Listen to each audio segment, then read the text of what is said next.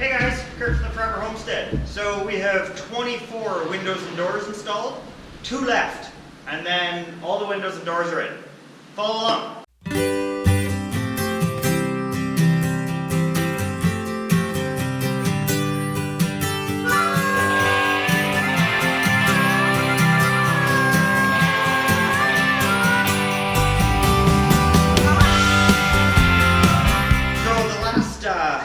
I have to apologize. The last month and a half, something like that,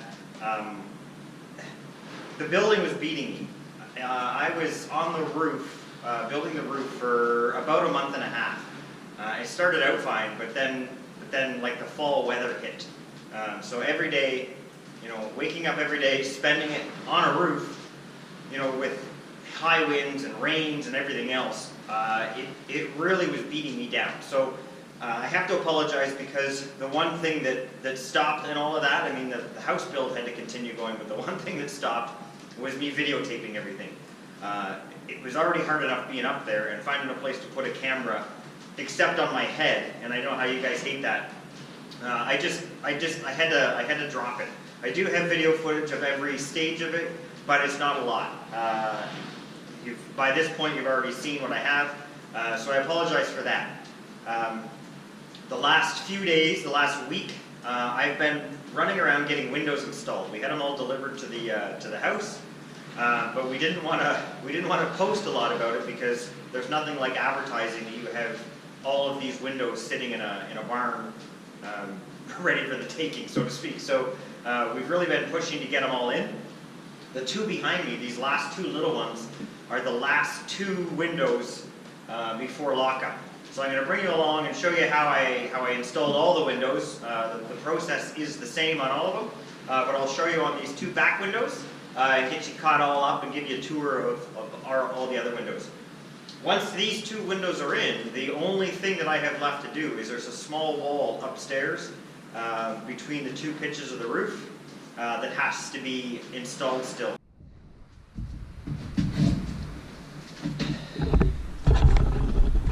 So in doing my research on installing windows, I've installed windows on other buildings around the homestead, but when it came to the house, I really wanted to make sure they were really windproof, waterproof, all that kind of stuff. This is a forever home, and I don't want to rot out the sills, from any kind of water penetration over the years, and I don't want there to be major drafts around the windows. So I spent quite a bit of time on YouTube researching different things, talking to different people. And the one thing that I did learn through all of that research is that if you ask 10 people, 10 different contractors, 10 different people on the best way to install a window, you're going to get 12 different answers. Everyone's got an opinion about it. So I kind of took what I consider to be the best practice. I took bits and pieces of a lot of the different things that I've researched and came up with my own solution. So some of the windows that I've done, or some of the windows that I have the tie bar wrapped around, I have to modify that just a little bit for the process that I do. This bottom piece here that I've always folded in on the window, I end up cutting that back a little bit, stapling it and cutting it back. And then I'm using a product called Blueskin. It's kind of a neat little product. It's like it's got a sticky back on it, and it's like this stretchy rubber type stuff. So I wrap the windowsill and up 6 inches on both the outside and the inside, so it creates like a flashing. So the first piece kind of overhangs about 2 inches in, and then the second piece is 4 inches in and hangs 2 inches on the outside, and then it also wraps up on the outside edges like this. So any water that kind of does get past the other things that I do eventually is going to hit this rubber membrane and drip out of the house.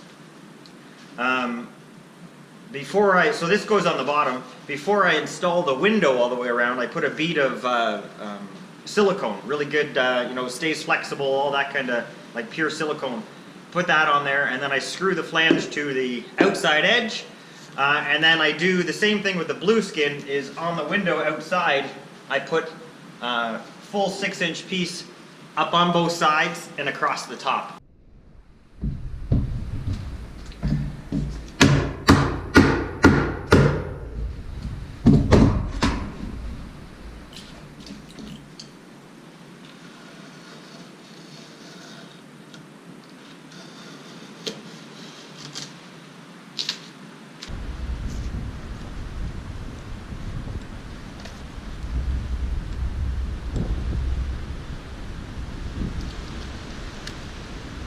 So I got my marks.